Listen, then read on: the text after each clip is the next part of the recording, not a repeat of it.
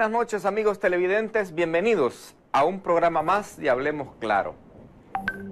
Esta noche tenemos de invitado a Eugenio Chicas, ex secretario de Comunicaciones, ¿verdad? Sí, de Comunicaciones. Eugenio, bienvenido. Buenas noches, Will, buenas noches al pueblo salvadoreño. Es un honor estar en TVO, ya en otras oportunidades había estado en este prestigiado medio de comunicación que ha venido jugando un rol muy importante, no solo en Oriente, sino prácticamente en el país. Entonces, es un aporte muy importante a la democracia, ya que estamos viviendo una expansión de los medios de comunicación, pues, y un medio como este es muy relevante precisamente para escudriñar los grandes temas nacionales. Mi entrevista, Eugenio, es así como una tertulia. No es tanto así como cuadrada como los entrevistadores normales de televisión. Sí. De hecho, yo no estudié periodismo. Me he hecho por apetito, por hambre, entrevistador, porque no hay de qué comer. Por deporte, diría yo. Por hambre, porque no hay trabajo, no hay de qué comer. Y aquí don Toño Durán me ha dado chance de trabajar. Está bien. Así que mi entrevista es relajada. Sí. Es como que estuviéramos platicando. Tiene altos y bajos, claro. Así que, y también tiene una parte de temas libres, o sea, sí. No solo tiene que regirse a contestar lo de mi agenda, sino que si usted quiere aportar algo propio, pues usted dice, tengo un tema libre. Adelante, qué bueno. Démosle, vean. Lo que más ahorita, vamos a tener ahorita 3 partes de la entrevista, bueno. Quiero iniciar con su historia, ¿verdad? Con sus antecedentes. ¿De cuántos años usted entró a la milicia o a la guerrilla? Fíjese que yo me incorporé a los 14 años. 14 a los 14 años. Yo vengo de las iglesias, yo vengo de la iglesia evangélica. Desde muy pequeño estuve en la iglesia evangélica y pues fui líder nacional de mi iglesia, de jóvenes de mi iglesia. Y además de eso también fui por bastantes años también Boy Scout. Vengo del grupo 17 de Boy Scout. ¿Tiene el espíritu de servicio? Así es, siempre listo y siempre en el espíritu de servicio. Surgí precisamente del grupo 17 de la colonia Cucumacayán, aquí en San Salvador. Fui jefe de patrulla de la patrulla Zorro del grupo 17 y eso es bien bonito porque la experiencia Scout ayuda mucho precisamente a desarrollar principios, valores, a tener una idea relajada, diferente y muy consciente de la sociedad. Luego, ya siendo estudiante, también fui dirigente estudiantil, fui presidente de curso desde el 7º grado, en 8º grado fui presidente de instituto, en el 9º, en bachillerato, porque yo creo que el mundo cristiano y también la experiencia Scout pues da esa facilidad. O sea, quitarse el temor de hablar. Usualmente los estudiantes a veces hay temor de hablar y sin embargo experiencias como estas le dan una perspectiva diferente. Desde el movimiento estudiantil, a los 14 años, me organicé en lo que se llamaba en aquella época el FRELM, Frente Revolucionario de Estudiantes Luis Moreno. Esta era una organización estudiantil vinculada al ERP. Era la expresión de estudiantes de secundaria del ERP, que ellos me flecharon precisamente un primo de Jonás, de Jorge Meléndez, un primo de él, fue el que me reclutó en aquella época para pertenecer a este movimiento estudiantil y de ahí nos empezamos a involucrar en actividades milicianas, actividades de propaganda urbana, siempre urbanas en todo ese periodo y así poco a poco nos fuimos involucrando hasta que ya a la altura de finales del año 75 me destinan a la región oriental. Ya ahí sí, como en aquella época decíamos, como profesional de las estructuras clandestinas. Ya como guerrillero. Sí, como tal, o sea, como profesional de estructuras clandestinas, me destinan a Oriente. Estuve cerca de casi 5 años en Oriente. ¿En qué parte de Oriente? San Miguel, estuve en San Miguel, en parte de la Unión. Como entonces solamente era trabajo urbano, o sea, la guerrilla trascendemos a la parte rural a finales de los 80. O sea, ya cuando ya empezamos a campamentar gente, toda la experiencia anterior fue más urbana. Entonces, ¿Y allá iba usted como dirigente? Como dirigente. ¿O a sumarse al trabajo de otros? No, como parte de un equipo de dirección que fuimos destacados a Oriente y de los cuales, déjeme decirle, llegamos a ser un núcleo bastante grande a la altura de los 80, como de unas 200 gentes, 200 cuadros, de los cuales sobrevivimos al final de la guerra unos 4 o 5. 4 o 5. 4 o 5 de los de cerca de 200 gentes de ese periodo. Uno de ellos, por ejemplo, de los sobrevivientes de ese periodo es nuestro actual embajador en Nicaragua, el doctor Carlos Asensio, que fue director de la Policía Nacional Civil. Él es de los que trabajamos juntos en esa época. Él estuvo en San Miguel también. Él es de Jiquilisco, de Usulután. Ya era médico y ahí pues formábamos parte del mismo núcleo. Otro, por ejemplo, ¿cómo se llama este otro? Un médico que está en el Seguro Social, por cierto, de apellido Gil, que es médico del Seguro Social, está en Mexicanos, por cierto. Él viene de ese núcleo de Oriente, y debe de haber alguien más, pero el ex decano de la Facultad de Medicina de la Universidad del Salvador, Arnulfo es el nombre de él, también viene de esa experiencia de Oriente, o sea, de los pocos que sobrevivimos. ¿Y cómo se fue enrolando en la agrupación La Resistencia Nacional? ¿Qué pasó? En el año 74, cuando yo me incorporé, lo que existía era el ERP. Luego viene la crisis en el año 75 por el asesinato. Era el Ejército Revolucionario del Pueblo. Ejército Revolucionario del Pueblo, que era el brazo armado, y el brazo político era el PRS, Partido de la Revolución Salvadoreña, que era una misma organización. Esta organización entra en crisis tras el asesinato de Roque Dalton y se da la división en el año 75. Es ahí donde algunos quedamos del lado de la Resistencia Nacional. O sea, el núcleo con el que yo estaba vinculado, al final quedamos del lado de la Resistencia Nacional. ¿Tuvo rango en la guerrilla? Llegué a ser comandante guerrillero. Cuando termina la guerra, al final fui comandante guerrillero.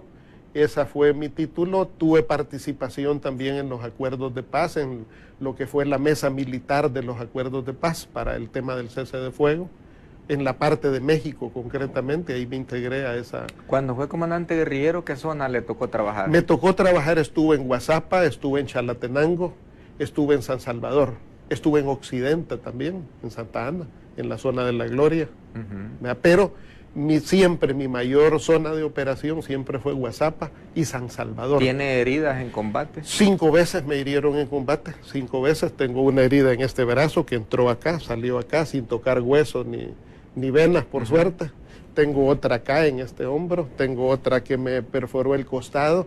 Tengo otra en diferentes épocas. Tengo una en esta mano, tengo otra en la pierna, acá en la pierna izquierda, pero Dios me cuidó. O sea, Dios tiene sus planes en ese sentido y pues pude sobrevivir. Estuve 2 veces preso también. Esa era mi otra pregunta. ¿Lo capturaron alguna vez? 2 veces, 2 veces. Una vez estuve preso precisamente en el año 84. Pero cuando lo capturaron, ¿sabían que era guerrillero o lo capturaron por sospechas? No, sabían, y fue bien dura esa época porque... Entonces, si sabían que era guerrillero... Entonces, el trato fue sabroso, amable. Le tocó sabroso. Sí, duro. Sí. Eso fue en marzo, a la altura de marzo del año 84, y solo estuve preso 17 días. ¿Lo negociaron con la guerrilla, con otros militares? Sí, ese fue mi caso. Yo en ese momento era jefe de todas las estructuras de comandos urbanos y me capturaron porque habían capturado a una gente nuestra y por ahí, por un dedo fue que llegó la cola y me tuvieron desaparecido por allá por la Troncal del Norte, entiendo. Pero la guerrilla... ¿La Guardia? No, fue la Policía Nacional, Nacional. Pero la guerrilla capturó al hermano del ministro de la Defensa, sí, de Eugenio Vides Casanova, sí, y capturó al médico pediatra, a Eduardo Vides Casanova, que era hermano de él, y por él me canjearon, de 1 a 1, ese fue Eso me salvó en ese periodo. Entonces solo estuvo ¿cuántos días ahí 17 recibiendo días. consejos? Persuasión. Persuasión. Ayuda psicológica. Pero realmente estábamos preparados, pues nosotros sabíamos qué es lo que podía pasar ante una contingencia como esa. En esos días que lo tuvieron ahí dándole consejos, ¿lo hicieron hablar? No. ¿Lo hicieron quemar No. a sus compañeros? No, y por eso precisamente mi gente se la jugó por mí. Se la jugó en el sentido de hacer esta operación, de capturar al hermano del ministro de la Defensa, y por él me canjearon. Pues tenía su valorcito, porque nosotros teníamos un eslogan, ¿verdad? Que hacíamos hablar hasta las momias de Guanajuato. Pues no todos, muchos se murieron, mucha gente nuestra murió antes de hablar. Antes de hablar, así es. Entonces, esa fue una de las experiencias dura, pero le digo muy victoriosa en ese sentido. Luego salí de la cárcel, me dio asilo político cuando me llevaron a la Policía Nacional después de estar en una casa clandestina. Y precisamente ya llegando a la Policía Nacional una madrugada, yo no sabía a esas alturas de la operación que había ocurrido porque uno estaba aislado. Una madrugada me bajaron y estaba en una sala Monseñor Rivera y Damas, había personeros de la Cruz Roja Internacional y 2 diplomáticos de la Embajada de México. Me entregaron a ellos y me llevaron al aeropuerto, me pusieron en un avión y me llevaron a México. O sea, México me dio asilo político, y en esto pues yo siempre agradecí a mi partido, al FMLN, pues porque se la jugó. ¿Y de México salió para Cuba o volvió? De México salí para Cuba, estuve un tiempo en Cuba, y después fui de los cuadros que también nos formamos, me formé en Vietnam, o sea, pasé la escuela de tropas en Vietnam. Cosita seria esa academia. Sí, pasamos la escuela. A mí me tocó combatir con los que traían entrenamiento de Vietnam y sí nos jugaban la vuelta, le voy a decir. Así es, sí. Bueno, en la escuela de Vietnam fueron 8 meses intensos de entrenamiento, o sea, era un entrenamiento muy intenso. Bueno, en el año 80 también pasé el curso de oficial en Cuba también, yo estuve un año en la escuela de oficiales. O sea, para poder dirigir. Claro, o sea, realmente nunca fuimos improvisados, pues, o sea, aparte que también nosotros en el país como guerrilla teníamos nuestras propias escuelas militares en Chalatenango, en Guazapa, donde formábamos, replicábamos estas experiencias. O sea, yo creo que en ese sentido, como lo han dicho muchos analistas, especialistas, realmente el FMLN en ese periodo fuimos la mejor guerrilla. Realmente la mejor guerrilla en una guerra sumamente intensa, o sea, la guerra en El Salvador fue sumamente intensa. Vamos a terminar esta parte dándole un poco de nostalgia. Quiero traerle al recuerdo sus tiempos de joven, sus tiempos de cuando andaban en la montaña de guerrillero. ¿Me ayudan con el video, por favor, ahí de donde están haciendo un matrimonio? Veamos. Ya la va a ver allí, para que la gente se recuerde. Dele volumen. Celebrar la ceremonia en la cual... Él es Ramón. Matrimonio. Ya lo conoce. Él es Ramón, él murió. Murió. Era médico. Oscar y la compañera Yuli se unirán en pareja. Para los dos contrayentes, él era quiero médico. hacerles énfasis en lo siguiente. Este día es un día muy importante para ustedes y tienen que recordarlo toda su vida. Es el día en el cual van a unir sus vidas y es el día en el cual adquieren un serio compromiso con el pueblo salvadoreño. Vamos a proseguir al desarrollo de la ceremonia en la cual ustedes... Eso es Cabañas, ante el pueblo en armas, norte de Cabañas. van a ser unidos. ¿Cómo? Pareja. Resistencia Nacional. Compañero Oscar Sí. y a la compañera Yuli, para concretizar el compromiso ante el pueblo salvadoreño representado por sus combatientes en armas. ¡Marchen! Así los cajaban ahí. Sí, en ese periodo así era. Marchando. Sí.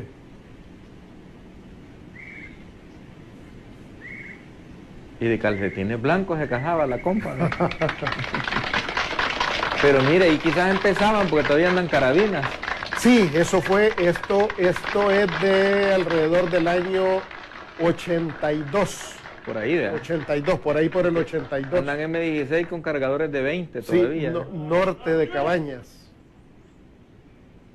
¡Porte! ¡Armas! Y esas carabinas eran las que le quitaban a los PN, porque esas, Sí, las sí, carabinas eran de la Policía Nacional. Buena carabina, muy buena Sí. esa carabinita, muy buena. Ay, porque se acuerde de los toroboces de Morazán. Es que habían grupos musicales. Este muchacho de bigote y barba murió el año pasado. Oscar Fernández, ese que El está ahí Casado. alto. Él trabajaba en la Asamblea Legislativa como asesor, era abogado. El Casado. No, uno que estaba por ahí de bigote y barba. ¿Y ese Casado? Este no recuerdo este muchacho, pero a Oscar Fernández sí. Ok, paremos el video ahí porque sigue más, pero ahí le vamos, hasta ahí le... Bueno, se acabó la parte chiva. Se acabó la parte light, la parte suavecita. Mi entrevista tiene 3 partes. Una parte también política donde usted puede ayudar y decir, inducir al voto, decir lo que usted quiera. Yo me dedico a los temas electorales siempre. Por eso, pero lo puede hacer. Si no lo quiere hacer, pues no lo haga, ¿verdad? Pero tiene ese derecho. Claro. ¿Verdad? Y otra parte, qué bueno que me dijo que lo capturaron vivo 2 veces. Sí. Y que lo interrogaron y que sobrevivió a los interrogatorios. Sí. Porque hay una parte de la entrevista que lo voy a agarrar así como la S2. Si sale vivo, pero nomás que no le voy a poner corriente en los dedos, ni le voy a poner alfileres, ni le voy a recordar esos consejitos que le dieron cuando lo agarró la PN. ¿Verdad? Va a ser más psicológico, pero va a ser como tiro al plato. ¿va? Yo le pregunto, usted responde, pero sin dar tanta vuelta. Solo es una partecita. Vamos a ver. Y ahí la otra partecita es sobre el tema, ¿verdad? Más o menos al que hemos venido. Eugenio, el tema que ahorita lo ha hecho más popular y más mencionado es el caso de su ex esposa con su nueva esposa. Cuéntenos su historia, pues, porque estamos viendo lo de los medios, estamos viendo lo que hacen las redes sociales, pero queremos oír lo de Eugenio, pues. Fíjese, Willy, pueblo salvadoreño, este es un tema que ahorita ya está en los tribunales de justicia. La historia de este tema es bien breve. El señor Bukele, en un programa de televisión el 16 de octubre del año 2017, se atrevió a lanzar una ofensa, una calumnia en este caso, una acusación, un elemento infundado, y claro, en esto nos asiste el ordenamiento jurídico del país, y como corresponde, inmediatamente yo puse una demanda contra el señor Bukele por el delito de calumnia. Ese proceso se ha alargado bastante, y se ha alargado precisamente porque sus abogados llevaron esa estrategia de no asistir a audiencias, cambiar abogados, exigir la recusación del juez. O sea, todos los alargamientos han pesado sobre el señor Bukele y su defensa, y eso ha alargado el proceso. No me cabe duda, Will, no me cabe duda, pueblo salvadoreño, que al final va a prevalecer la justicia. Sé que en este caso la razón la tenemos mi familia y yo. En este sentido ha habido un señalamiento injusto y va a prevalecer la verdad. Los detalles del proceso se van a ventilar ya hoy. La audiencia definitiva es el 18 de febrero, y pues ya todos, la audiencia de presentación de pruebas fue este martes pasado. Nosotros presentamos todas nuestras pruebas, fueron admitidas por el juez, pruebas documentales, médicas, pruebas de actas de nacimiento, testigos, materiales de televisión que enviaron los canales por petición del juez. O sea, toda la documentación fue admitida, y pues tenemos la confianza de que ese tema pues va a tener una buena solución, que va a haber justicia. No me cabe duda, no vacilo de ninguna manera que el señor Bukele va a ser condenado por el delito de calumnia en ese sentido. Y en esto es importante aclarar, la víctima soy yo y mi familia, y el acusado es el señor Bukele, pues porque es el que ha cometido el delito de calumnia. Ese es el estado del proceso, y los detalles pues se van a ventilar en esta vista pública. Lo que más resalta y lo que más ha hecho tal vez indignación para unos porque no saben la verdadera historia y tal vez malestar para otros que creen que usted ha violado la ley por haber tenido una relación con una menor de edad. Todo eso hace pues que el caso... Le da mucho morbo. Le da mucho morbo, vean. Y déjeme decirle, Wilde, que no es así de ninguna manera. Yo siempre he negado categóricamente que eso no ocurrió así, y precisamente toda la prueba documental, cuándo nace mi hijo, cómo fue el proceso de embarazo, todo eso médicamente demuestra los tiempos. Y luego en esto, pues mi familia y yo estamos unidas en eso. Según una documentación que sacaron en las redes, porque yo esto lo vi en las redes, usted me dice si es cierto o es falso. Porque ahora en las redes uno... De todo, las redes tienen de todo. No puede confiarse, pero creo, usted me dice si estamos equivocados. Supuestamente el 7 de marzo va a cumplir 22 años Blanquita. ¿Sí? Sí. Según ese documento que anda ahí, Blanquita nació el 7 de marzo de 1997 en Cuscatlán. Es correcto. Sí, que usted es un esposo ejemplar, porque yo no me acuerdo de la fecha de nacimiento ni de mis hijos, ni de mi esposa, ni cuando me divorcié, ni... Solo me acuerdo 4 hijos y de todos me acuerdo de su cumpleaños. ¿Con diferente madre o con...? Sí, así es. Porque estaban diciendo ahí que usted había casado 5 veces. No es así. Eso siempre, usted sabe cómo es el morbo popular, y por eso pues esos procesos se llevan al tribunal, está toda la documentación que comprueba los hechos, y no tenemos duda de que al final... Pero los 4 hijos son uno con diferente madre. Así es. Pues yo le gano, yo tengo 11. ¿11? Sí, bueno. Con 8 mamás, 8 madres. Así que sí se quedó pachito usted. Pero nunca me han metido en un lío de esto, sí. Han dado cerquita, pero yo siempre pido el DUI antes.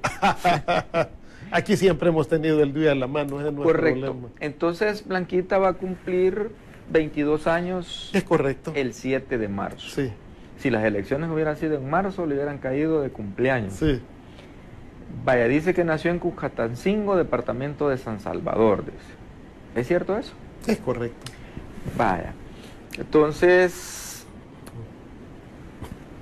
Y siempre vivió ahí con su familia. Eso está demostrado en el proceso, porque el juez, que es muy meticuloso, pues ha recibido toda la prueba. Es que ese juez tiene una papa bien caliente en la mano. Claro. No, y yo creo que en ese sentido también nuestra actitud como ciudadanos debe de ser el de fortalecer el sistema de justicia del país. Puede ser que la justicia sea lenta, pero nuestro sistema judicial ha venido evolucionando desde los acuerdos de paz para acá. Todavía no es perfecto, todavía hay muchas falencias, pero obviamente ha venido fortaleciéndose poco a poco. ¿Cuántos años tiene el niño, Eugenio? Tiene 2 años y medio, Will. 2,5 años. Sí. Yo se lo conocí quizás como de unos 6 meses. Sí, cuando nos vimos en Guatemala. En Guatemala, sí, lo bien chiquitito. Sí. 2 años y medio prácticamente tiene el bebé. Entonces, si tiene 2 años y medio el bebé y va a cumplir hoy en marzo, Blanquita, 22, no pega, don ¿Cómo no? Claro que pega, Will. Claro que pega, Will. Hágame la cuenta, pues, para no esos temas están en el tribunal, las actas de nacimiento están en el tribunal, Will. No, es que... yo le digo, No quiero meterle en un lío, sino solamente... que no pega. No, por eso. Pues. Y es que eso quien lo va a determinar en ese sentido es el juez. La documentación pega perfectamente, Will. Han sido publicadas, por ejemplo, hasta incluso publicaron en las redes documentos y todo eso. Entonces no hay ningún problema en eso. Vaya. Entonces, hay otra información. Mi hijo nació exactamente el día 9 de julio del año 2016. 9 de julio del año 2016. Así es. 2016, ok. Hay otra información que dice que Blanquita tenía 18 años, 2 meses, cuando salió embarazada. No, tenía más. ¿Tenía más? Eso es lo que va a comprobar el juez con la documentación que se ha presentado, porque tenía la edad suficiente, la edad legal. No, pero si hubiera tenido 18 años, 2 meses, tampoco tampoco Todavía está más cometiendo tenía. un delito No, porque de ya ninguna era manera. mayor de edad. De ninguna manera. Vea. Sí. Ok. Bueno, hay una declaración jurada de su ex esposa. Ujú. ¿Le da legitimidad a usted a esa declaración jurada de su ex esposa? En primer lugar, yo quiero, ya lo hice por un medio, pero quiero disculparme también públicamente, porque yo tuve una expresión que pudo sonar grosera en una comparecencia pública. Y bueno, yo me he disculpado con ella, me he Y disculpado con públicamente es la gente. mejor manera. Así es, o sea, en el sentido de que no tuve una buena expresión y pudieron haber sido mal interpretadas o machistas mis palabras, pero definitivamente yo he pedido disculpas a la gente, también la gente se merece una disculpa, así como mi ex esposa también. Yo en ese sentido he sido muy claro, no voy a entrar en controversias ni en confrontación con mi ex esposa, convivimos durante 20 años y por lo tanto pues no corresponde en este sentido. Tenemos una hija en común, que es una hija maravillosa, y por lo tanto no vamos. Con mi hija tengo también una relación muy, muy buena. No, sí, es terrible. A mí ya me ha tocado estar en conflictos con mis ex, que Así tenemos hijos. Así Y es. cuando hay hijos de por medio, tóquele la mamá y se mete un gran lío Así con es, el hijo. no, para nada. Entonces, en ese sentido, yo la respeto mucho.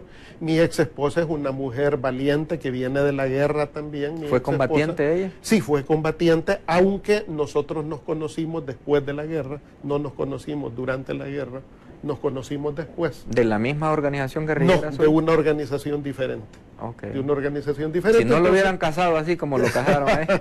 entonces, por eso yo le tengo mucho aprecio, mucho respeto, nunca hemos tenido conflicto, desconozco cuáles hayan sido las razones por las cuales ella haya firmado el documento que firmó, desconozco, ella será la única que podrá dar esas explicaciones. Lo que sí sé decir es que ese documento no lo admitió el juez. No lo admitió. No lo admitió el juez. Pero permítame. Por eso es muy importante esto, Will, Esta porque entrevista, pues te aclara. así es, porque el documento, porque fíjese que fue un tanto perversa desde la postura de los abogados del señor Bukele y del señor Bukele, que de alguna forma le arrancaron la firma a la señora y antes de llevar el documento al tribunal, el día martes de presentación de pruebas, lo reventaron en las redes sociales. O sea, como ocurre, claro, el juez determinó que ese documento no tenía mérito para ser incorporado al proceso. Aunque y una no fue, declaración jurada ante un notario, no fue incorporado al proceso. ella está obligada a ir y a decir si es cierto eso. Porque, No sé si está obligada a ir, no sé si estará obligada a ir, desconozco. claro, porque Desconozco. una declaración jurada es como un testimonio. Si hubiera sido incorporado al proceso, sí, pero no fue incorporado Bueno, al proceso. tenemos un video donde el abogado dice que sí fue admitida. No veamos fue- ahí el video, no por fue favor, si lo admitida. ponemos para que lo vea. El video 2, donde él dice que el juez admitió la prueba testimonial. El abogado estuvo ahora en una entrevista. Pero es totalmente falso, Will. con Sergio. Hay una resolución del juez donde queda definitivamente planchado el tema que ese documento no ingresa. Ella, si lo desea, o si la defensa de Bukele, que la ha ofrecido, la presenta de testigo, puede testificar si es su voluntad. Pero el documento como tal no es parte del proceso. Pero si el documento no es parte del proceso, entonces el testimonio de ella tampoco.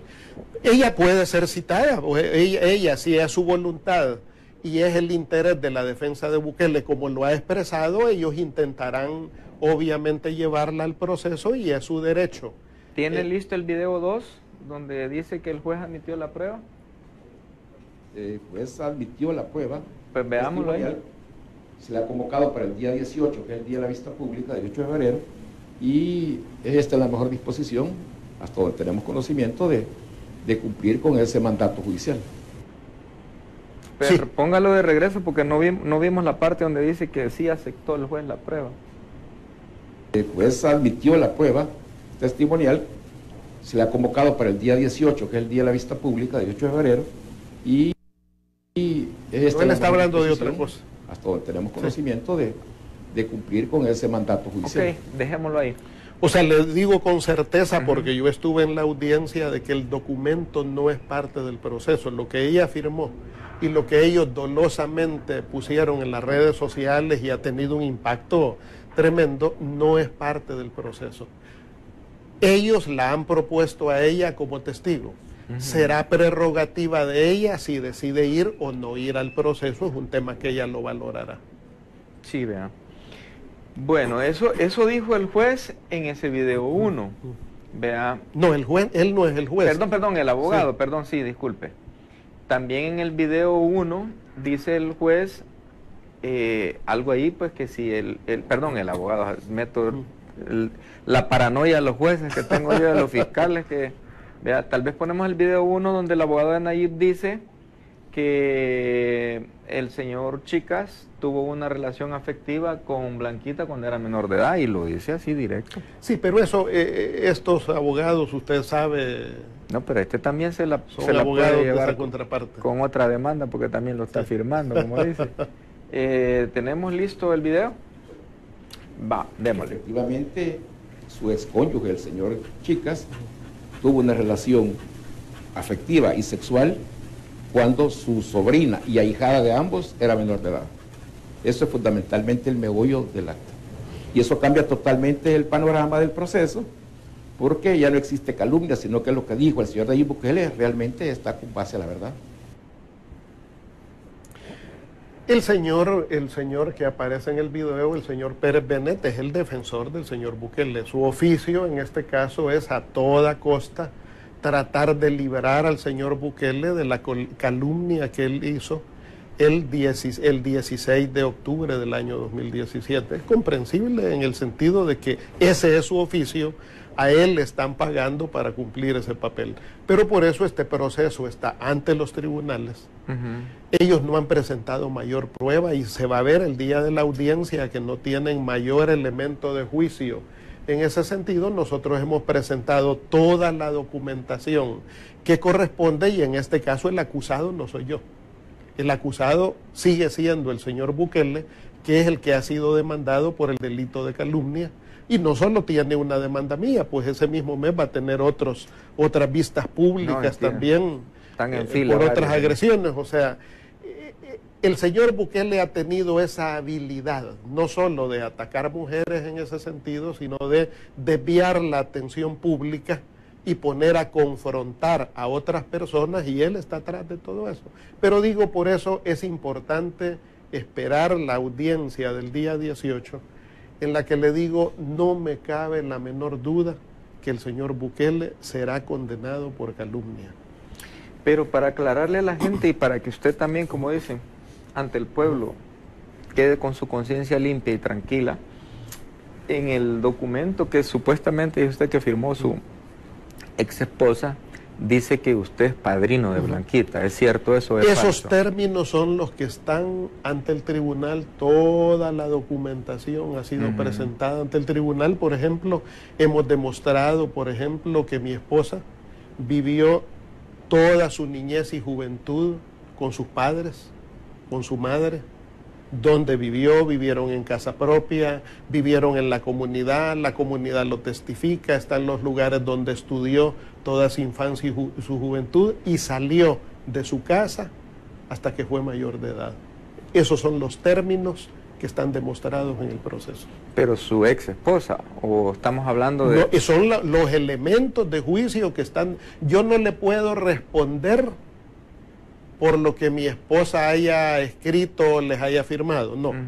Tendría que usted llamarla a ella y llamar a los abogados de Bukele sobre esa particularidad. Lo que yo le puedo señalar es que nosotros estamos demostrando en el juicio, en el proceso, que mi esposa, como lo conoce la gente en Cuscatancingo, porque los vecinos ¿Su la esposa conocen. actual, Blanquita? Sí, mi esposa. Ah, Mi ok. esposa vivió toda su infancia en una vivienda propia de su familia, con su madre, con su familia. Ahí creció, ahí estudió en la comunidad, o sea, permanentemente. ¿Por qué? Porque el señor Bukele maliciosamente ha señalado que ella es mi hija de crianza, que yo la crié. que es una cosa que es totalmente falsa. No, por eso pero ahí nosotros... dice que se fue a vivir a su casa con su esposa de 14 años. No dice. es cierto, por eso Y le que- digo, y que eso está discutió- demostrado Y que en el proceso. discutió su ex esposa con usted porque usted la quería llevar a vivir a la casa. Eso dice la carta. Totalmente falso, y por eso yo y ayer que usted hice le pagaba los estudios, dice. Totalmente falso. Ellos tendrían Eso que es lo probar bueno, eso. mire, que usted tiene la oportunidad Sí. de aclararlo. Eso es totalmente falso, ellos tendrían que demostrarlo. Y en esto, por eso lo importante ha sido demostrar en el proceso que mi esposa, que Blanquita, como le llaman, vivió todo el tiempo con su familia, creció ahí, hasta la mayoría de edad salió de su casa, los vecinos son testigos de eso, consta eso en el proceso, totalmente. Los lugares donde estudió, el lugar donde vivió, que es una misma casa toda la vida, hasta que en la mayoría de edad salió. Entonces, ese tema, ¿por qué mi ex esposa publica eso? Pues ella tendrá que O sea, que, pero aclararlo. cuando ya usted conoció a Blanquita, ya estaba separado de su esposa, divorciado. Bueno, separado, porque divorciado Sí, el sí, trámite sí. tarda a veces y no Así, sale. ya estábamos separados totalmente. Porque Totalmente. yo con mi esposa, mi ex esposa nos separamos, pero el divorcio salió casi a los 2 años. Ujú. Entonces no... El mío fue muy rápido, fue muy rápido, incluso en el proceso de divorcio.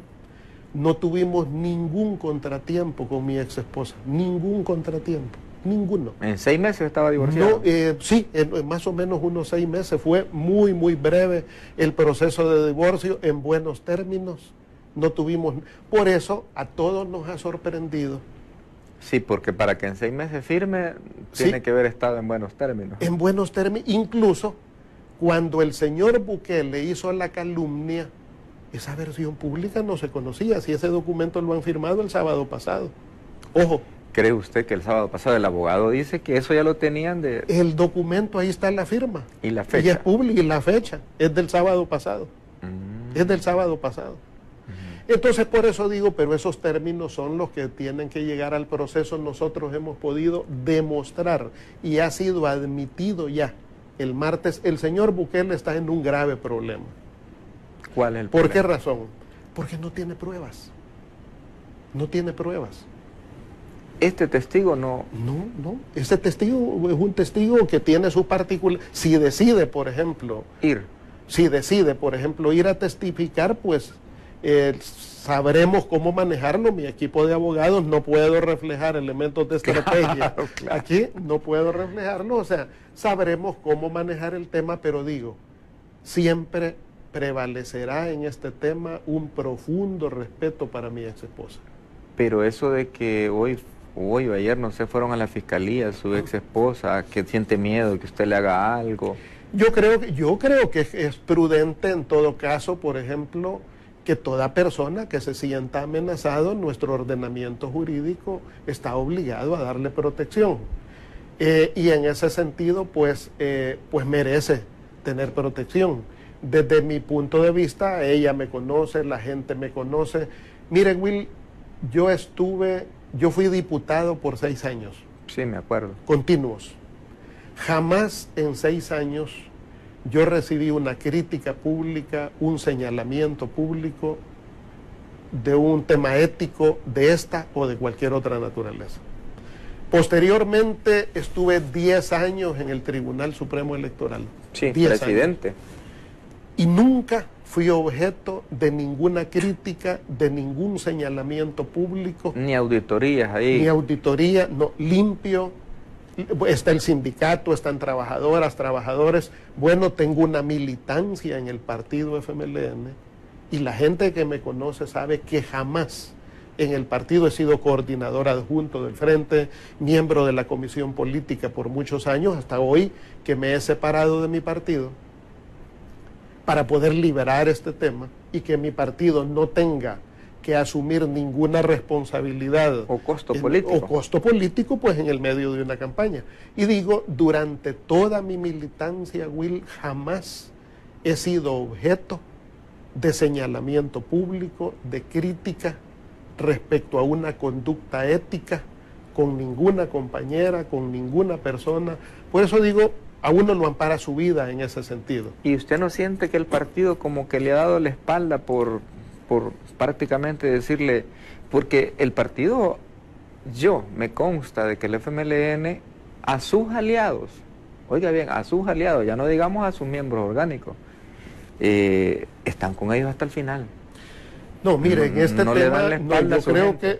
yo creo que el FMLN en este tipo de temas tiene una posición muy firme, muy clara respecto a los temas de corrupción, respecto a los temas éticos, y en este sentido, yo como militante, antes que la dirección fuera a asumir una medida como le pudiera corresponder mientras se dirime un evento judicial, yo mismo tomé la iniciativa de decir, bueno, yo me exonero ante un señalamiento público como esto, yo me exonero del partido, libro mi batalla jurídica y, como lo dije públicamente, después solicito nuevamente mi integración al partido. Entonces... ¿Por qué? Porque el Frente es mi opción política. O sea, yo creo que el Frente indudablemente es la opción política, no solo mía como revolucionario, como hombre de izquierda, sino es la opción política para el país, porque es el único partido que tiene una propuesta programática, el partido que lleva el candidato mejor formado académicamente,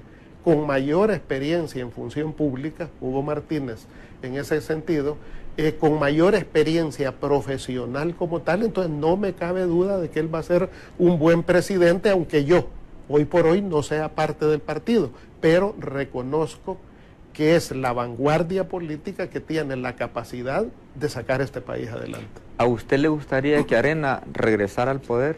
No, de ninguna manera, no me agradaría. Ellos tuvieron 4 periodos en el poder y por lo tanto me parece que el FMLN es la opción política para seguir trabajando la agenda de cambios sociales y cambios políticos que el país amerita. Pongamos 2 escenarios. Uno en que el FMLN entra a segunda vuelta con otro candidato, y un escenario en que el FMLN no entra a segunda vuelta, porque así como hay positivo hay negativo, ¿no?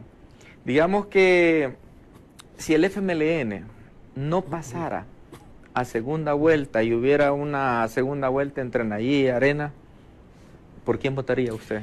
Mire, Will, yo voto por el FMLN en primera y en segunda vuelta. Ahora, en caso de que pase. Ahora bien, yo creo que es importante ya hablar de temas electorales, y eso es lo mío. O sea, sí, yo precisamente soy consultor internacional en temas electorales, estoy permanente y escribiendo siempre. Soy columnista del diario El Mundo y siempre escribo sobre temas electorales. ¿Qué está pasando en El Salvador? Uno no puede definitivamente desmeritar las encuestas. O sea, yo creo que sería un error político uno hacer cabeza de avestruz e ignorar qué es lo que están diciendo las encuestas. O sea, las encuestas son respetables. Ahora, ¿por qué las encuestas versus la realidad pueden dar un dato diferente el día de las elecciones? Y no porque las encuestas sean malas, ojo. No ataco ni denigro a las encuestas. Ni las encuestadoras estén inclinadas y esto lo que pasa es que en todos los países las encuestas no siempre están atinando a la realidad, y en El Salvador usted y yo sabemos que por el clima de seguridad del país no es fácil territorialmente encuestar. No es fácil, pero las encuestas hacen su esfuerzo, las empresas son buenas, tienen experiencia. ¿Qué es lo que ocurre? Cuando usted encuesta, la muestra recoge el 100% de las personas que han sido identificadas en los rangos de edad, en los rangos de género, en los rangos socioeconómicos, se recoge esa muestra. En esa muestra participa tanto la gente abstencionista, la gente indecisa, los jóvenes.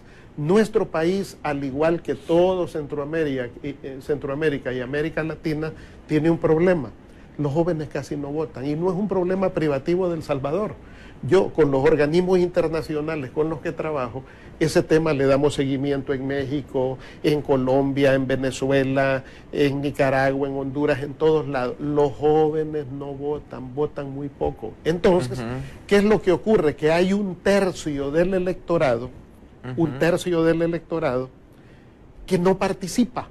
Sí. Participa en la encuesta, emite opinión política en la encuesta, Sí. pero no vota el día de las elecciones. Ahora, el día de las elecciones, ahí ocurre otro fenómeno.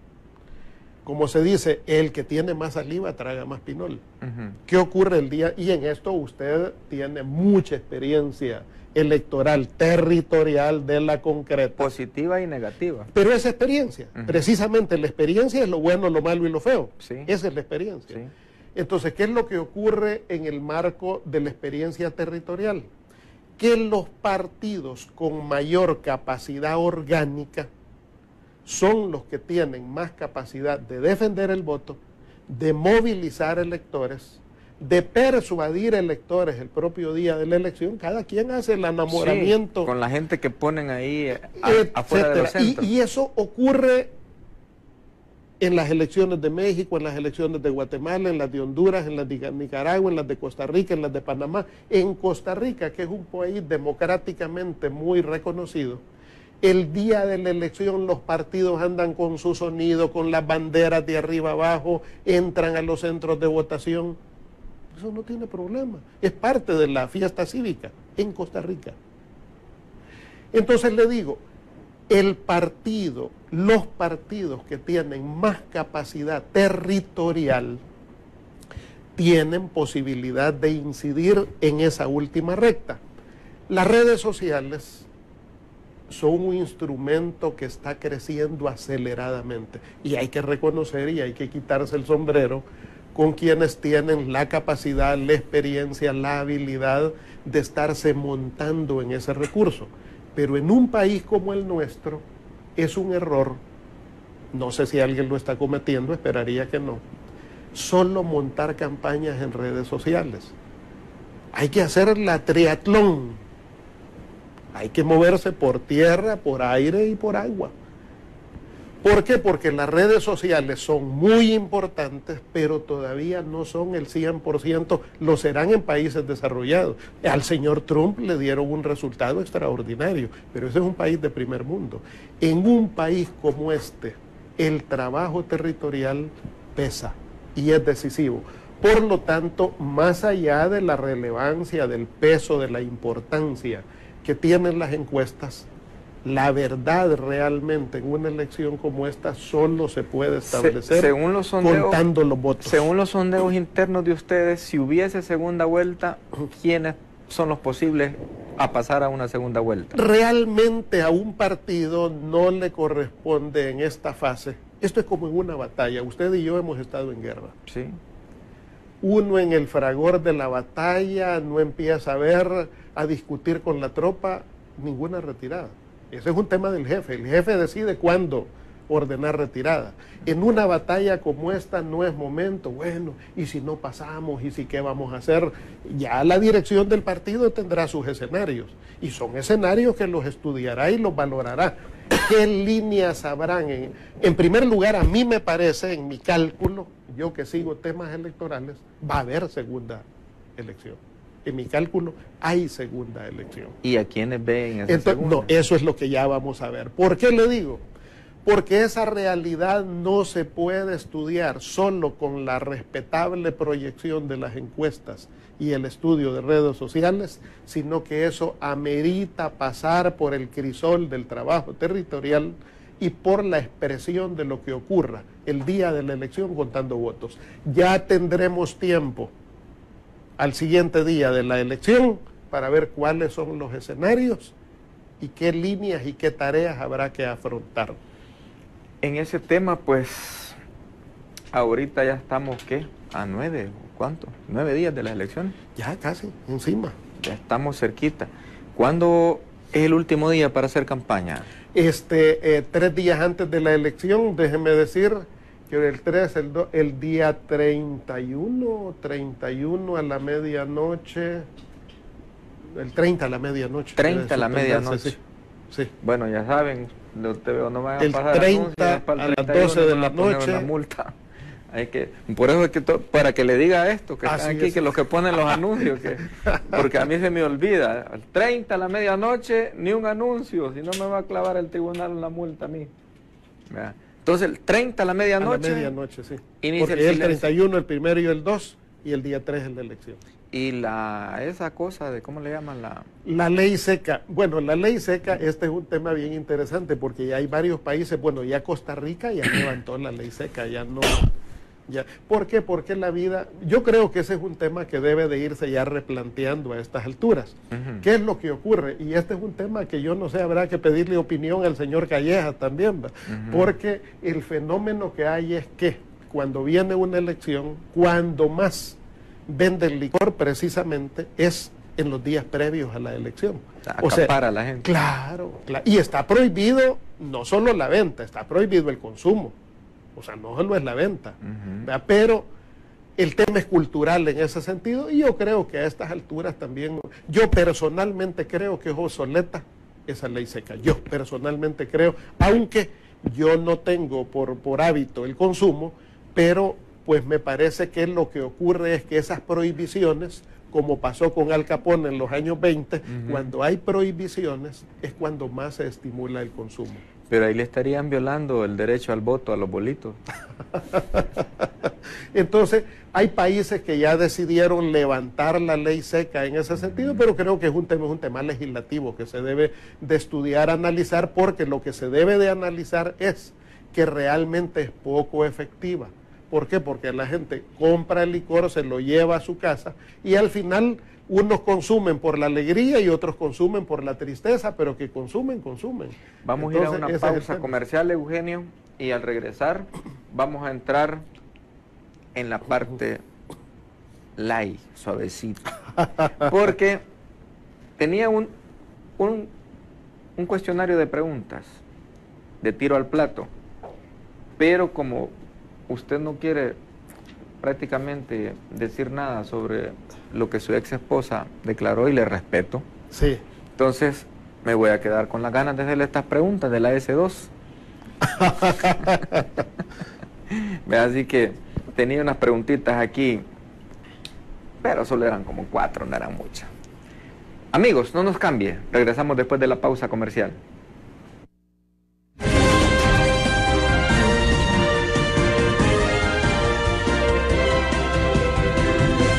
Llegó y Almacenes Duranturcios de los precios bajos se apoderó.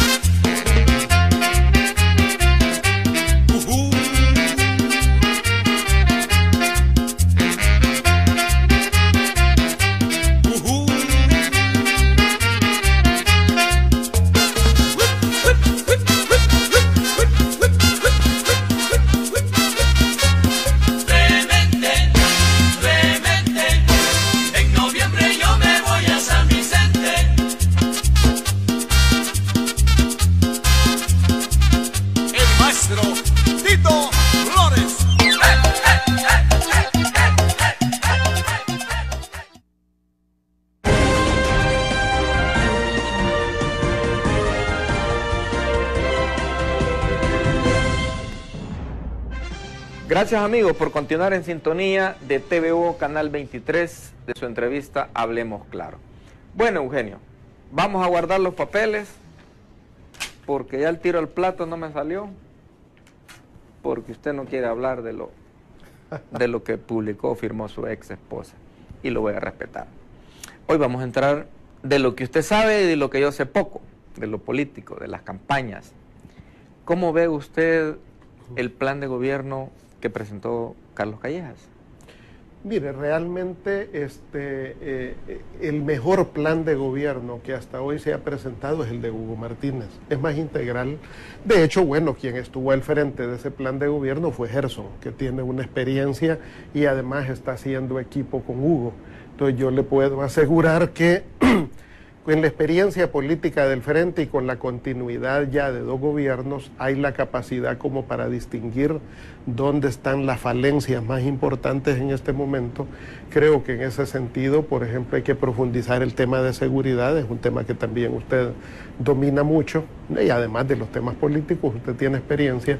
El tema de seguridad creo que amerita ya el Consejo Nacional de Seguridad, ha sentado las pautas, sabemos que sin prevención no puede haber éxito en las políticas de seguridad pública. Sabemos que la represión es necesaria en materia de seguridad pública y sabemos que el fortalecimiento institucional también lo es. Entonces, claro, esto es un tema que amerita no solo recursos, sino que amerita también mucha unidad nacional, porque esta es una batalla que no solo le corresponde al gobierno, el gobierno es quien la tiene que rectorear y por eso es una batalla futura importante. La segunda gran batalla es el tema del empleo.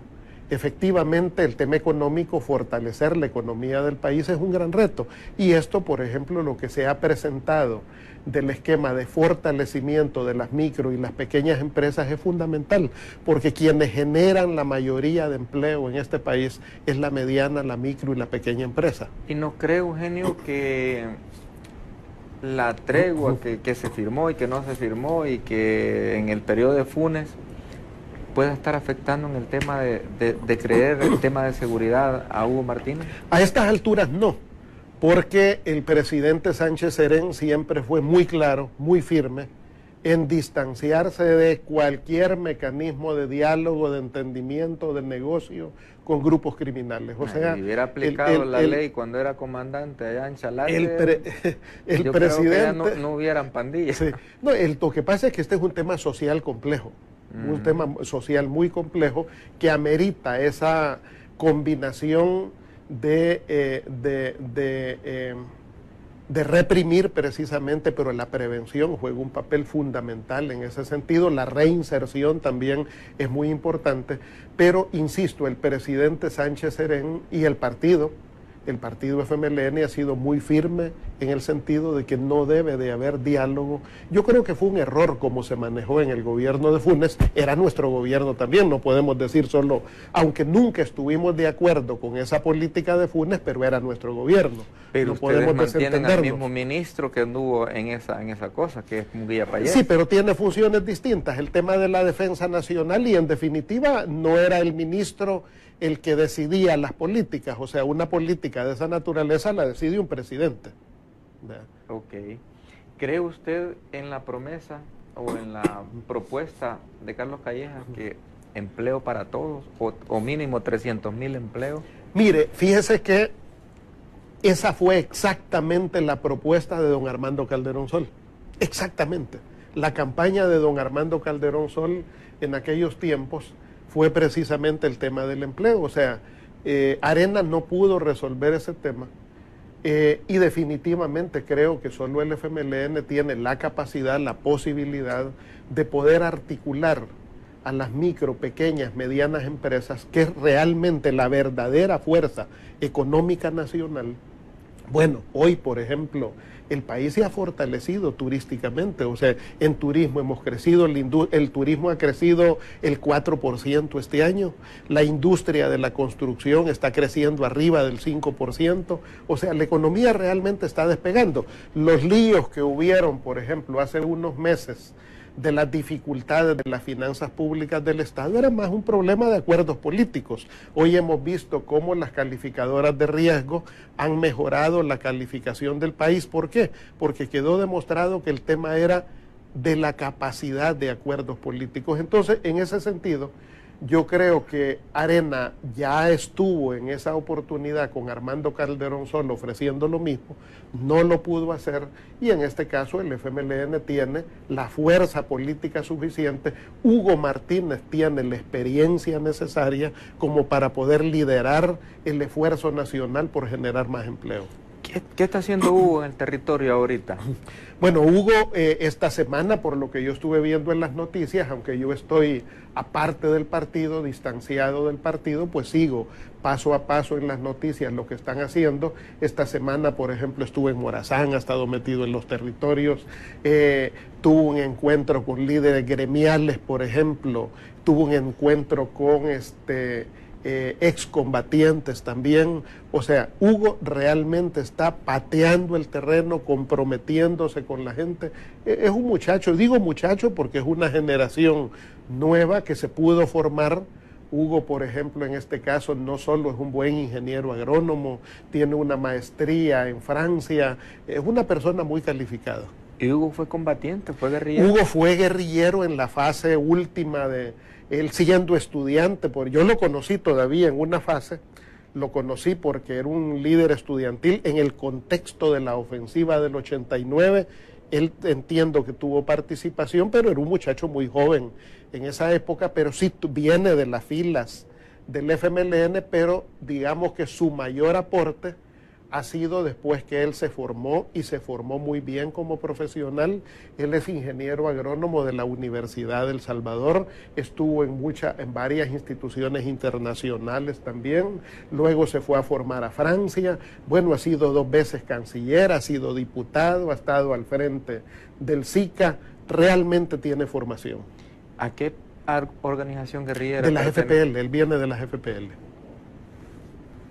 Él es del departamento de la Unión. Él es de Concepción de Oriente, del cantón Boquín de Concepción de Oriente. ¿Y en esa zona operaba la jefe? No, pero él donde se integra a los movimientos clandestinos, él fue dirigente estudiantil. Mire, esa es una faceta interesante también. Hugo viene de conocer las luchas del movimiento estudiantil, por eso su compromiso con los estudiantes universitarios tiene mucha sensibilidad, porque él fue líder de AGEUS, de la Asociación General de Estudiantes Universitarios. Él conoce los problemas de los estudiantes universitarios, él ha sido muy sensible a esos temas porque viene de ahí, de las luchas estudiantiles, fue un buen estudiante, un buen dirigente estudiantil. Entonces yo creo que sí es una persona con mucho mérito, y alguien que viene, déjeme decirle, de una familia campesina media, de gente que viene de trabajar en el campo realmente, gente que sabe lo que es ganarse la tortilla. Todos sus hermanas, por ejemplo, creo que tiene un par de hermanas que son también profesionales, es gente que vino del campo, se formó, trabajó, se esforzó por salir adelante y por formarse profesionalmente. ¿Y Hugo es casado? Desconozco ya esa parte, no la conozco.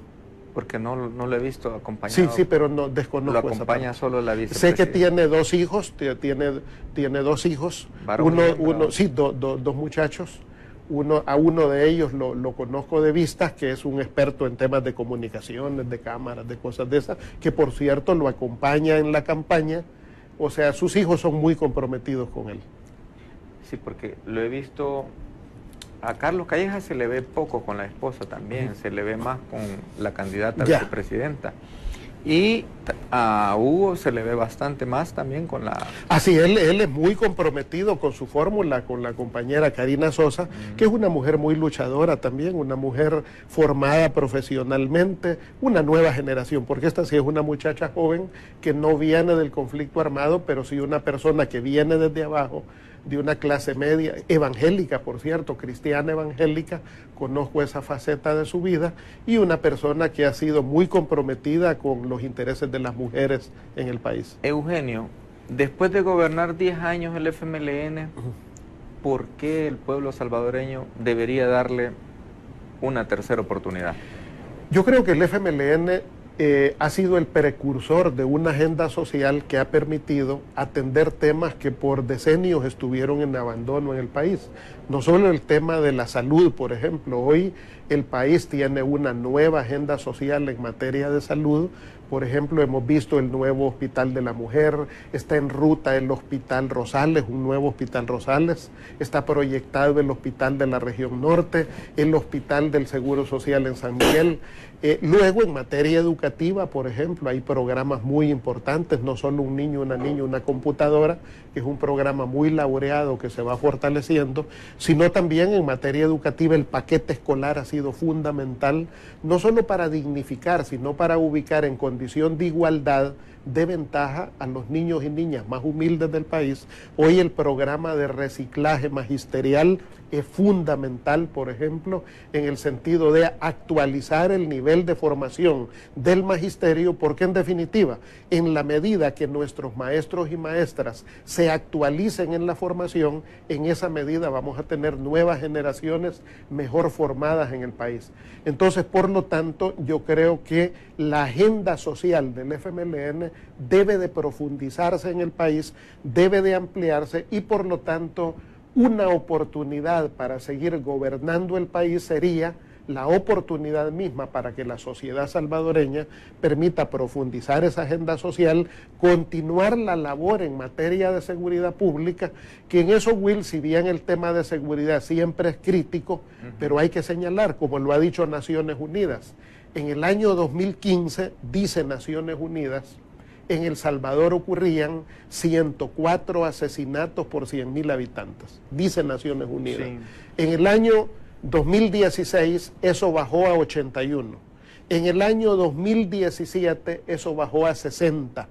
Ahorita falta que den los datos estos días para ver en el año 2018 cuánto más bajó, pero indudablemente este tema, que es un tema de largo plazo, el tema de la criminalidad no solo es de El Salvador, es de Honduras, Guatemala, México, es un tema internacional, pero insisto, yo creo que va por buen camino con el Consejo Nacional de Seguridad y esa es otra razón adicional para darle la oportunidad a un nuevo equipo. Y digo un nuevo equipo porque no me cabe duda que el ingeniero Hugo Martínez se rodeará de un nuevo equipo, de gente capaz, de gente joven. Bueno, ahí hay gente que yo espero que lo acompañe, gente como Gerson Martínez, que se ha caracterizado por ser un buen ministro de Obras Públicas, o la directora de INJUVE, Jamie Muñoz, por ejemplo. Yo veo una mujer muy capaz, Luz Estrella Rodríguez. Yo creo que este gobierno y el FMLN tiene cuadros importantes. Hugo deberá de estar observando también desde fuera del partido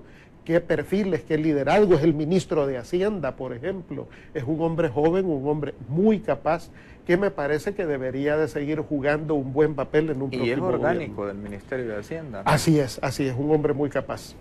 ¿Cree, Eugenio, que el FMLN cometió un error en expulsar a Nayib Bukele del partido?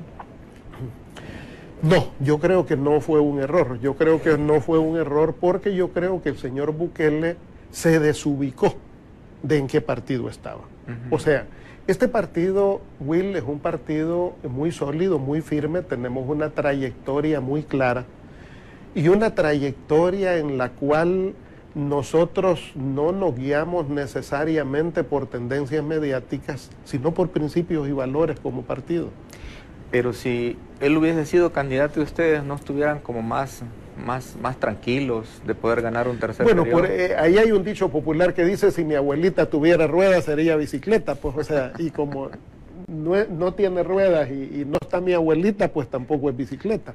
Entonces yo creo que el señor Bukele en el FMLN ya es historia. Yo creo que él se desubicó, yo creo que este no era su tiempo político. Así sencillamente, mi valoración es, creo que el señor Bukele, como se lo propuso la gente de Estados Unidos, que lo apoyaba, y ya no lo apoya porque hoy apoya a Hugo Martínez, la gente de Nuevas Ideas de Estados Unidos, fue muy franca y lo han dicho públicamente, que ellos le dijeron, señor, consolidemos primero el partido que estamos construyendo, participemos en la elección del 2021 y luego tendremos toda la cancha, vida y por haber, para ver qué ocurre en el futuro. Yo creo que en política la ambición es peligrosa. Pero fíjese que estaba viendo un dato acá de la gente que votó en el exterior. No sé si tiene usted ese dato. Dice que... Yo sé, y hoy solo son 5.000 los que se han apuntado, tranquilo. 5.948. Eso es lo que sea. Ahora, del exterior, fíjese, Will, la relevancia no es... Pero lastimosamente cuántos votan. Estos votos ya vinieron acá al país. Están llegando, pueden llegar hasta el propio día de la elección. Ajá, porque dice que en Estados Unidos votaron 5.704. Vaya, pero ¿por qué es relevante? Como ese es mi tema. Solo déjeme terminar esta parte. Sí, en Estados Unidos votaron 5.704, en Canadá 199 personas, en Costa Rica 9, en Francia 9, Australia 5, España 5 personas. Y faltan otros más por ahí que van a llegar. Ajá. ¿Qué pasa? No, pero este índice... Es que ese tema, yo creo que hay que replantearnos el voto del exterior, hay que replantearnos ese tema. Este tema amerita discusión legislativa para ver cómo aseguramos el derecho de nuestros compatriotas. Ahora bien, ¿a qué me quiero referir? Aunque hay gente de Nuevas Ideas que está escribiendo, que son de Estados Unidos, que este resultado se debe a que el gobierno, los consulados, embajadas allá, no dieron las herramientas, para poder empadronarse todas las personas que querían. No, nada que ver, porque fíjense que el empadronamiento es en línea, no tiene nada que ver el tema de los consulados, el empadronamiento se hizo en línea. No tiene nada, cada quien se empadrona como le gusta.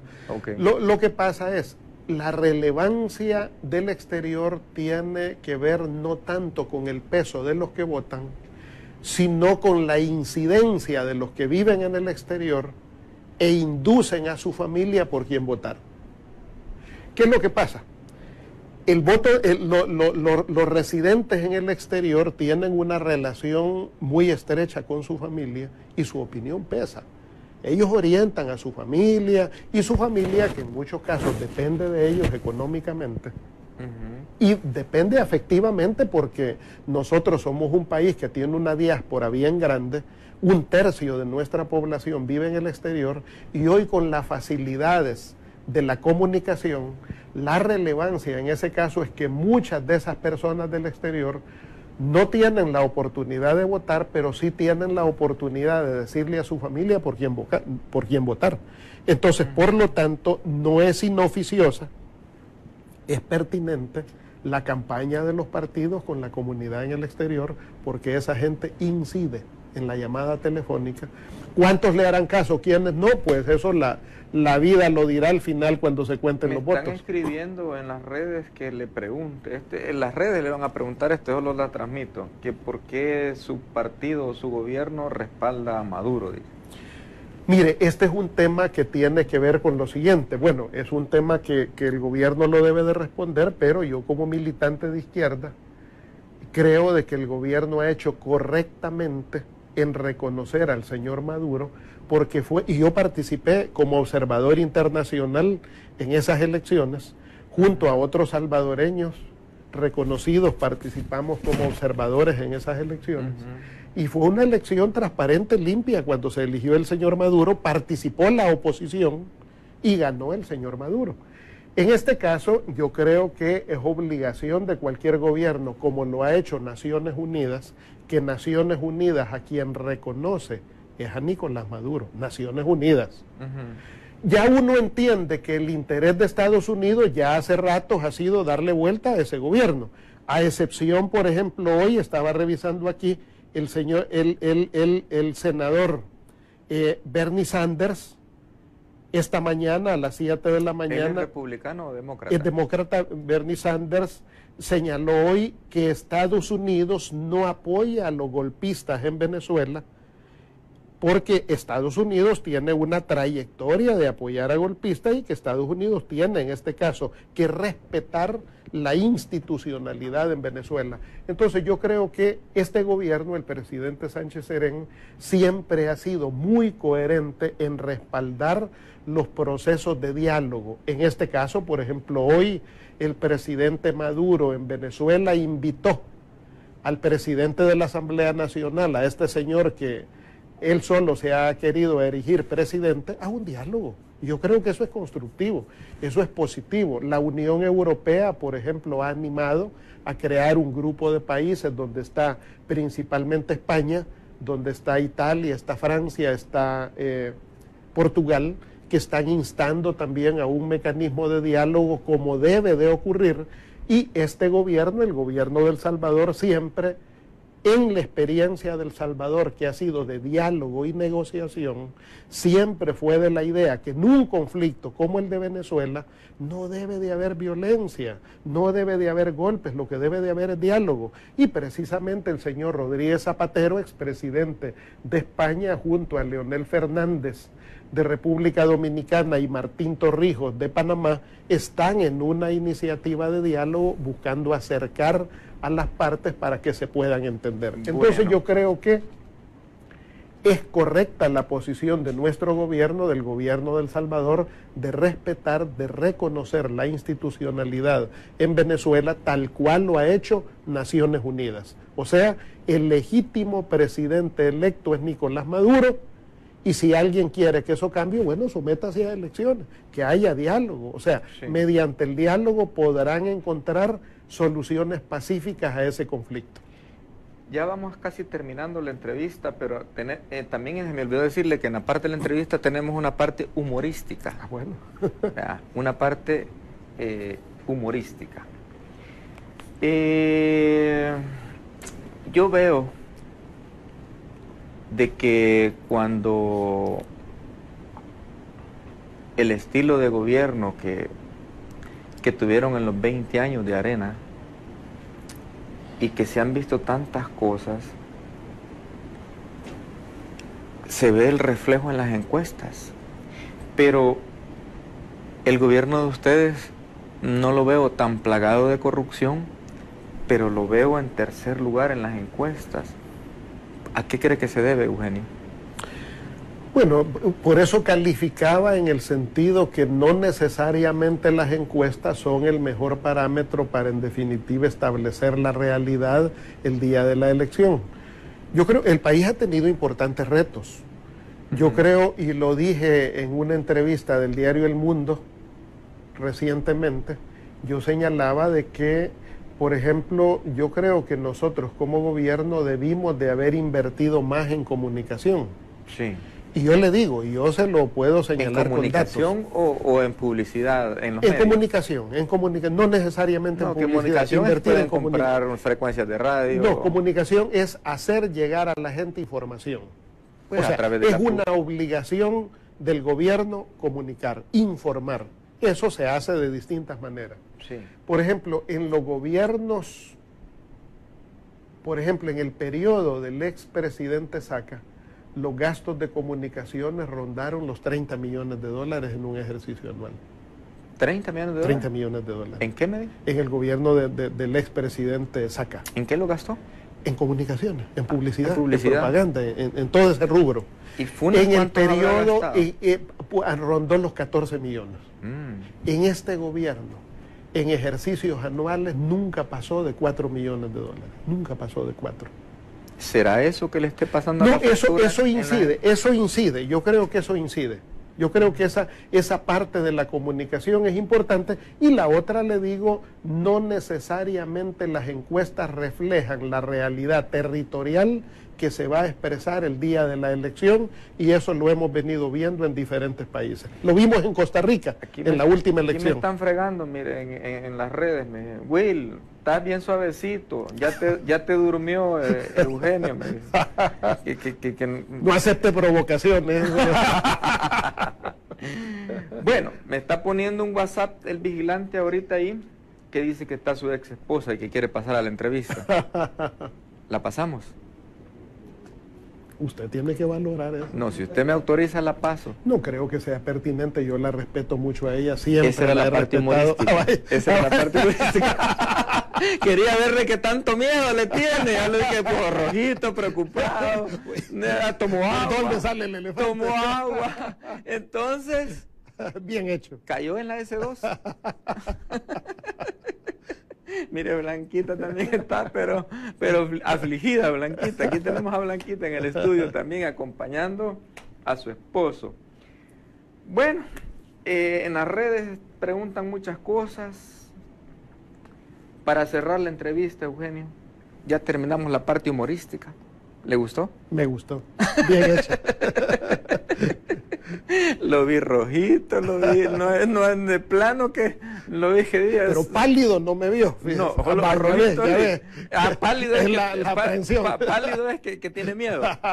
Rojito es que no haya que hacer. Bueno, Eugenio, le voy a dar 2 minutos para que cierre el programa de la manera que usted quiera, ya sea un mensaje al pueblo salvadoreño, porque ya prácticamente ya faltan 9 días para las elecciones. Yo creo que el pueblo salvadoreño efectivamente tenemos un gran reto nacional. ¡Que pase la señora! Están diciendo aquí. Tenemos un gran reto nacional y es que nuestro país debe de fortalecer los mecanismos de diálogo y de entendimiento. Fíjense que el año pasado este país vivió momentos difíciles respecto a los riesgos de caer en impagos y obviamente tener un descalabro nacional de incalculables consecuencias, y no porque el país no tuviera recursos, sino por la capacidad de hacer acuerdos políticos. Al final se resolvió y el país va marchando. Yo creo que en ese sentido el FMLN, hoy el presidente Sánchez Serén y Hugo Martínez, que viene de esa experticia, son los que pueden seguir contribuyendo para fortalecer los mecanismos de diálogo, de entendimiento nacional. Este país no va a salir adelante solo por una fuerza política. Este país va a lograr salir adelante porque alcancemos un gran entendimiento nacional en función de los intereses del pueblo salvadoreño. Y en este sentido, el FMLN, Hugo Martínez, tiene excelentes credenciales de diálogo, de negociación, de entendimiento, que es lo que amerita el país. Hay otros candidatos por ahí que uno los ve más confrontativos, con más hígado, con más celeridades, y bueno, la gente los tiene que evaluar. Yo no vengo aquí a descalificar a nadie en ese sentido, porque cada quien en su corazoncito decidirá por quién va a estar. Mi voto es de Hugo y mi voto es del Frente en primera y en segunda vuelta. Y si no pasa Hugo a segunda, pues ese escenario se discute después. No se digamos, ahorita usted y yo somos combatientes en la guerra y sabemos que cuando uno esté en la batalla, en ese momento no se discute que por dónde nos vamos a retirar. Yo vengo de la experiencia, pues nosotros la ofensiva del 11 de noviembre, ¿cómo se llamaba? Al tope. Al tope. Y entonces, nosotros y por eso no abrimos la mesa de negociación. Si no, no hubiéramos abierto la mesa de negociación. ¿Qué es lo que permitió que el país empezara a transformarse? La capacidad de dialogar y entendernos. Entonces yo creo que en ese sentido Hugo Martínez, el FMLN, son garantía de serenidad, de entendimiento, de diálogo, para poder construir un nuevo país. Usted fue que dijo una frase que anduvo dando vuelta en las redes ahí, que si se pusieron de acuerdo a dialogar, a negociar unos acuerdos de paz, el FMLN con Arena, ¿se podría volver a hacer hoy en estas elecciones? El acuerdo nacional, por eso insisto, no es con una fuerza política, no, es entre todos. Aquí no vale fuerza pequeña, fuerza grande, el país necesita unidad nacional. Y el presidente Sánchez Serén y hoy Hugo Martínez tienen la capacidad de poder ampliar y formar esa gran mesa de diálogo nacional con todas las fuerzas políticas y la empresa privada, porque es con todos los sectores, micro, medianas empresas, para ponernos de acuerdo y sacar este país adelante. Bueno, gracias por haber aceptado la entrevista. La realidad, creí que no iba a venir. No. Pero ya lo vi que es de esos guerrilleros que no se corren tan fácil. Que el plan de escape lo tiene cuando ya se ve topado. Es tope y punto. Amigos, gracias por estar en sintonía de su entrevista de TVO, Hablemos Claro. Nos vemos el próximo lunes porque la próxima semana vamos a estar de lunes a viernes. Y el domingo vamos a tener también transmisión todo el día con microondas en todo el país para que estemos informando cómo va los escrutinios, cómo va los deschongues que se van a estar armando en los centros de votación, los pleitos, todas las cosas que se dan al calor de una campaña política el propio día de las votaciones. El único consejo que yo les doy, amigos salvadoreños, es que salga a votar, pero no vaya a votar nulo, no vaya a manchar la papeleta poniéndole nombres, por muy enojado, por muy molesto que esté con un X partido, un X candidato, no ponga malas palabras porque ese voto es nulo. Si usted va a votar y hace el esfuerzo de ir a votar, vote correctamente como debe votar. Buenas noches, que Dios nos bendiga a todos.